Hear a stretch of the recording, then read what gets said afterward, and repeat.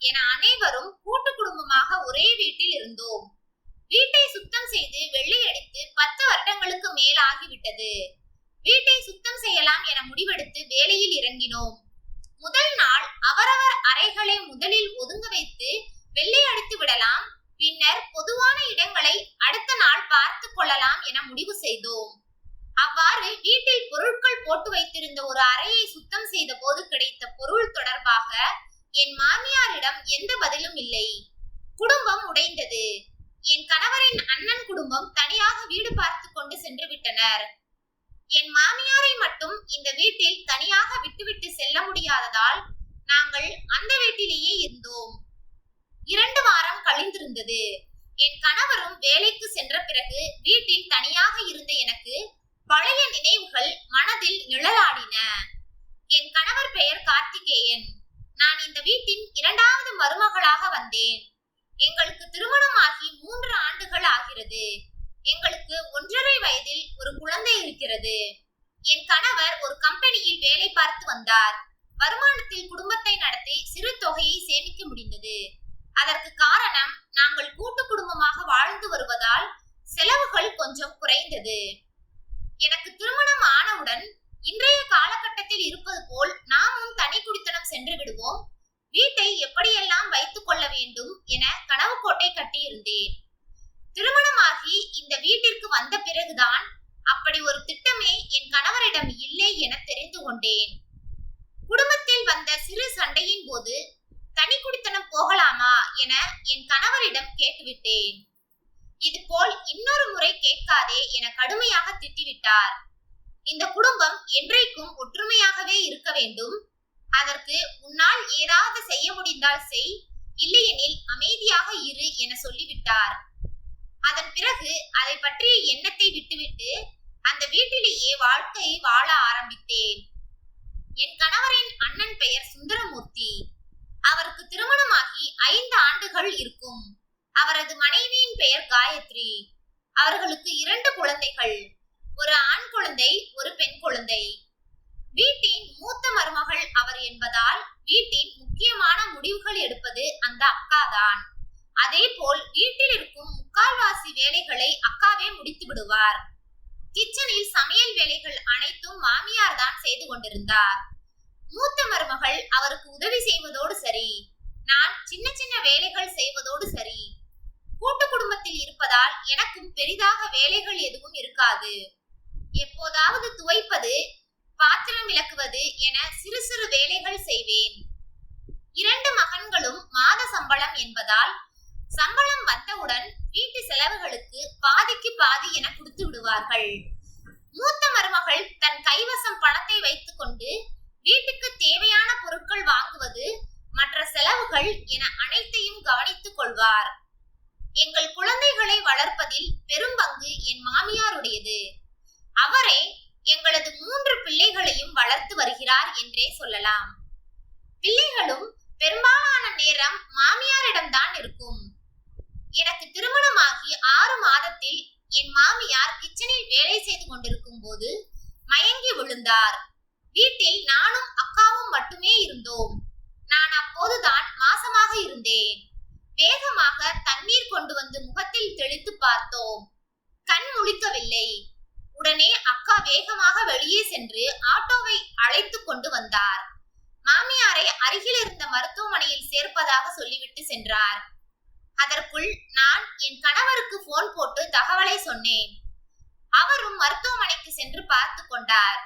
கண்டிப்பாக அறுவை சிகிச்சை செய்ய வேண்டும் என மருத்துவர்கள் சொல்லிவிட்டார்கள். நான் மருத்துவமனைக்கு சென்று பார்த்தபோது என் மாமியார் ஏதோ சொல்ல முயன்றார். ஆனால் அவரால் பேச முடியவில்லை. அவரை தொந்தரவு செய்ய வேண்டாம் என செவிலியர்கள் சொன்னதால் நானும் ஓய்வெடுக்கட்டும் என வெளியே வந்துவிட்டேன். வீட்டில் இருந்த சேமிப்பும் போதுமானதாக இல்லை. வேறு வழி இல்லாமல் மூத்த மருமகள் என்ற விதத்தில் வேகமாக அக்கா தன் நகைகளை எடுத்து கொடுத்தார். மருத்துவமனையில் அறுவை சிகிச்சை செலவு மட்டும் 3 லட்சம் செலவாகியது.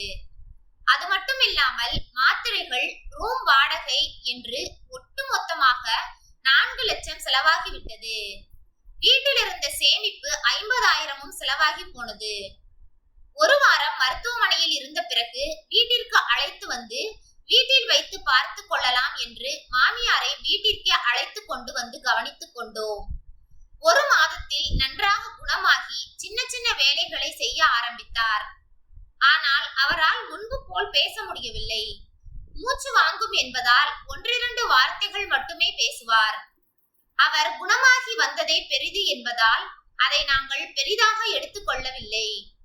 அதன் பிறகு கொஞ்சம் கொஞ்சமாக வீட்டில் நிம்மதி வந்தது. நாட்கள் வேகமாக ஓடியது. எனக்கு குழந்தை பிறந்து நான் என் அம்மா வீட்டில் இருந்துவிட்டு 3 மாதம் கழித்து வீட்டிற்கு வந்தேன். வீடே மாறி இருந்தது. வீட்டில் கிச்சனுக்கு தேவையான நிறைய பொருட்களை புதிதாக வாங்கி வைத்திருந்தனர். என்னை நன்றாக பார்த்து கொண்டாலும் வெப்பநிலை அதிகமானதால் எங்களது அறை அக்காவின் அறையை விட மிகவும் வெப்பமாக இருந்தது. அக்காவின் அறைக்கு மேல் மாடியில் ஒரு சின்ன அறை போல் இருந்ததால் வெப்பத்தின் தாக்கம் அவ்வளவாக இல்லை. ஆனால் எங்களது அறைக்கு மேல் மொட்டை மாடி என்பதால் இரவில் மிகவும் வேதனையாக இருந்தது. என் கணவரிடம் இந்த அறையில் இரவில் படுக்க முடியவில்லை என்பதால் ஏசி அல்லது ஏர் கூலர் வாங்க வேண்டும் என சொன்னேன். அவரும் பேசி பார்க்கிறேன் என சொன்னார். அன்று ஞாயிற்றுக்கிழமை அனைவரும் வீட்டில் காலையில் சாப்பிட்டு முடித்தவுடன் என் கணவர் பேச ஆரம்பித்தார். சேமிப்பு என்று எதுவும் இல்லை. அத்தையின் மருத்துவ செலவிற்கு நகையை அடகு வைத்ததற்கே வட்டி கட்டி கொண்டிருக்கிறோம். மொத்தமா முழு பணத்தையும் கட்டி திருப்ப முடியாது என்பதால் பெரும்பாலான சேமிப்பை நகையின் அசலை கழிக்க செலுத்தி வருகிறோம். இந்த நிலையில் இது தேவைதானா என அக்கா கேட்டார். எனக்கு என்ன கோபம் வந்தது, ஏன் வந்தது என தெரியவில்லை. அது உங்க நகைதானே, அதற்கு ஏன் நாங்கள் எங்கள் பணத்தை கட்ட வேண்டும் என கேட்டுவிட்டேன். ஆனாலும் அதற்கு பதில் எதுவும் சொல்லாமல் அக்கா உள்ளே சென்று விட்டார். என் கணவரின் அண்ணனும் கிளம்பி வெளியே சென்றுவிட வீடே அமைதியானது. நான் என் கணவரிடம் நான் ஏதாவது தவறுதலாக பேசிவிட்டேனா என கேட்டேன். ஆம், அந்த கடன் என் அம்மாவின் மருத்துவ செலவால் வந்தது. அந்த கடனில் எனக்கும் சரிபாதி கடமை உள்ளது. அப்படி இருக்க நீ சொன்னது சரியில்லைதானே என்றார். நான் யோசித்த போது கோபத்தில் என்ன பேசுவது என தெரியாமல் பேசிவிட்டோமோ என்ற மனக்கவலை என்னை தொற்றிக் கொண்டது. அப்போது என்னை உள்ளே அழைத்த என் மாமியார் அவரது சிறு அறையில் இருந்த பெட்டியை எடுத்து அதில் இருந்த அனைத்தையும் வெளியே எடுத்து வைக்க சொன்னார். நான் அவர் சொன்னபடி எல்லாவற்றையும் எடுத்து வைத்த பிறகு அவர் முகத்தை பார்த்தேன். ஏதாவது சொல்கிறாரா என பார்த்தபோது அவர் முகத்தில் மிகப்பெரிய ஏமாற்றம் தெரிந்தது. ஆனால் என்னிடம் எதுவும் சொல்லவில்லை. நானும் எதுவும் கேட்டுக்கொள்ளவில்லை. அடுத்த நாள் ஏர் கூலர் வீட்டிற்கு வந்து சேர்ந்தது. எங்களது அறையில் வைத்துவிட்டு அக்கா என்னிடம் வந்து, உனக்கு தேவையானதை வாங்குவதை விட என் நகை எனக்கு முக்கியமல்ல. இந்த வீட்டின் ஒற்றுமைதான் முக்கியம். அதற்காக எதை வேண்டுமானாலும் இழக்க நான் தயங்க மாட்டேன் என்று சொல்லிவிட்டு சென்றார். அவரை வேகமாக மறித்து, அக்கா, நான் தான் நேற்று அவசரப்பட்டு பேசிவிட்டேன். நானும் இந்த வீட்டின் ஒற்றுமை குலைய என்றைக்கும் காரணமாக இருக்க மாட்டேன் என்று சொன்னேன். அதன் பிறகு அக்காவும் நானும் வீட்டில் வரும் சின்ன சின்ன பண பிரச்சனைகளை ஒன்றாகவே சமாளித்தோம். ஆனாலும் பொருளாதாரம் என் கணவரையும் அவரது அண்ணனையும் மன உளைச்சலுக்கு ஆளாக்கி இருந்தது. அவர்கள் இருவரும் சேர்ந்து ஏதாவது பிசினஸ் செய்யலாம் என்று யோசித்தாலும் மேலும் மேலும் கடனாகும் என்பதால் அமைதியாக இருந்தனர். மாதங்கள் பல ஓடின. பொங்கல் பண்டிகை வர ஒரு மாதமே இருந்தது. என்னை என் மாமியார் அழைத்து வீட்டிற்கு வெள்ளை அடித்து பல வருடங்களாகி விட்டது. வீட்டை சுத்தம் செய்து வெள்ளை அடிக்க வேண்டும் என திணறி திணறி சொல்லி முடித்தார். நானும் அக்காவிடம் சென்று இந்த பொங்கலை சிறப்பாக கொண்டாட வேண்டும், வீட்டையும் சுத்தம் செய்து வெள்ளை அடிக்க வேண்டும் என்றேன். அவரும் அவரது கணவரிடம் பேசிவிட்டு செய்யலாம் என சொல்ல, என் கணவரும் வீட்டை பிடித்த கஷ்டமெல்லாம் விலகட்டும் என்று சொல்லி அனைவரும் செயலில் இறங்கினோம். முதல் நாள் எங்கள் அறையை சுத்தம் செய்து முடித்துவிட்டு அடுத்த நாள் ஒவ்வொரு அறையாக சுத்தம் செய்ய ஆரம்பித்தோம். வீட்டில் இருந்த தேவையற்ற பொருட்கள் போட்டு வைத்திருந்த சிறிய அறையை சுத்தம் செய்ய துவங்கினோம். தேவையற்ற பொருட்களை எடைக்கு போட்டு விடலாம் என முடிவு செய்து சுத்தம் செய்த போது அங்கிருந்த ஒரு அலமாரியில் ஒரு சின்ன பெட்டி இருந்தது. அதை எடுத்து திறந்து பார்த்த அனைவருக்கும் அதிர்ச்சி. பெட்டியினுள் கட்டுக்கட்டாக பணம் இருந்தது. அனைவருடைய முகத்திலும் ஆச்சரியம் குடிகொண்டது. பணத்தை எண்ணி பார்த்தால் மொத்தம் 10 லட்சம் இருந்தது. வீட்டில் பணத்தின் தேவை இருந்த போது கூட அம்மா இதை பற்றி சொல்லவில்லை என்று மூத்தவர் கண் கலங்கினார். வேகமாக அம்மாவிடம் சென்று இதை பற்றி கேட்க அவரோ என்ன சொல்வது என தெரியாமல் நின்றார். பின் அவர் பேச தொடங்குவதற்குள் என் கணவரின் அண்ணன், இந்தாங்க உங்க பணம், நீங்களே ஒளிச்சு வச்சுக்கோங்க, எனக்கு எதுவும் வேண்டாம் என கோபமாக சொல்லிவிட்டு வெளியே சென்று விட்டார். ஒரு வாரத்தில் வீட்டை விட்டு வேறு வீட்டிற்கு தனி குடித்தனம் செல்வதாக வந்து சொன்னார் என் கணவரின் அண்ணன். அந்த பணத்தை பற்றி உங்கள் அம்மாவிடம் பேசி பார்க்கலாம். கண்டிப்பாக ஏதாவது காரணம் இருக்கும். அது என்ன என்பதை தெரிந்து கொள்வோம். பின்னர் முடிவெடுக்கலாம். அவசரப்பட வேண்டாம் என எவ்வளவோ வற்புறுத்தியும் வீட்டை விட்டு சென்று விட்டனர். என் மாமியாரால் மூத்த மகன் வீட்டை விட்டு போனதை தாங்கிக் கொள்ளவே முடியவில்லை. 2 நாட்கள் சாப்பாட்டை கூட சாப்பிட மறுத்துவிட்டார். அவரை கட்டாயப்படுத்தி சாப்பிட வைப்பதற்குள் எனக்கும் என் கணவருக்கும் போதும் போதும் என்று ஆகிவிட்டது. என் கணவரின் அண்ணன் வீட்டிற்கு சென்று அவர்களை பார்த்து பேசினோம். அம்மா அவரது அறுவை சிகிச்சையின் போது கூட அந்த பணத்தை பற்றி சொல்லவில்லை. பணத்திற்காக எவ்வளவு கஷ்டப்பட்டு கடைசியில் நகையை அடகு வைக்க வேண்டியதாகிவிட்டது. அதன் பிறகு அவர் வீட்டிற்கு வந்த பிறகும் கூட பணத்தை பற்றி சொல்லாதது எனக்கு வியப்பை தருகிறது. இன்றும் நகை அடகில்தானே உள்ளது, பணம் பத்தும் செய்யும் என்பது புரிந்துவிட்டது என ஆதங்கப்பட்டார் என் கணவரின் அண்ணன். உங்கள் அம்மாவிடம் பேசி உண்மையை தெரிந்து கொண்டு பிறகு வந்து உங்களை பார்க்கிறோம் என்று சொல்லிவிட்டு கிளம்பினோம். இப்போதைக்கு நகையை திருப்பிக் கொள்ளுமாறு நாங்கள் கொடுத்த பணத்தையும் வாங்க மறுத்துவிட்டார்.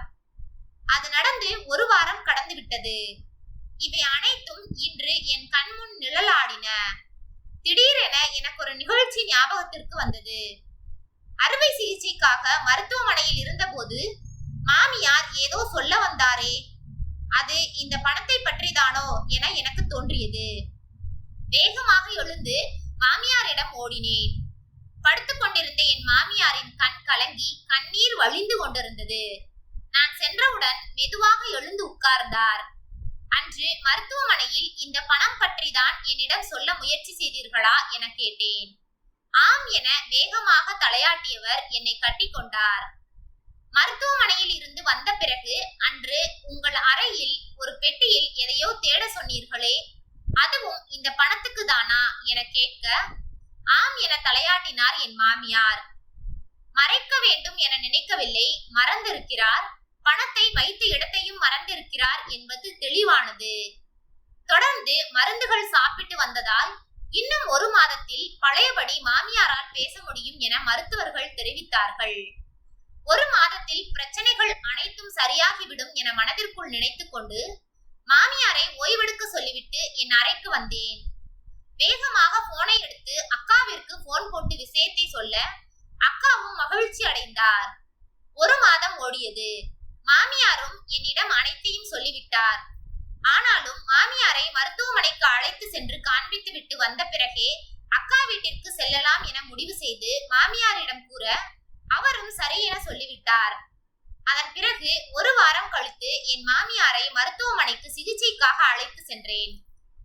வீட்டிற்கு வந்த பிறகு என் கணவரும் அலுவலகத்தில் இருந்து வந்தவுடன் மாமியாரையும் அழைத்து கொண்டு அக்கா வீட்டிற்கு சென்றோம். என் கணவரின் அண்ணன் உட்பட அனைவரும் நிற்க பணம் பற்றிய உண்மையை சொன்னார் என் மாமியார். என் கணவர் நோய்வாய்ப்பட்டு படுத்த படுக்கையாக இருந்தார். அப்போது அவரது நண்பர் ஒருவரை வீட்டிற்கு வரவழைத்திருந்தார். அவர் வரும்போது கையில் ஒரு பையுடன் வந்தார்.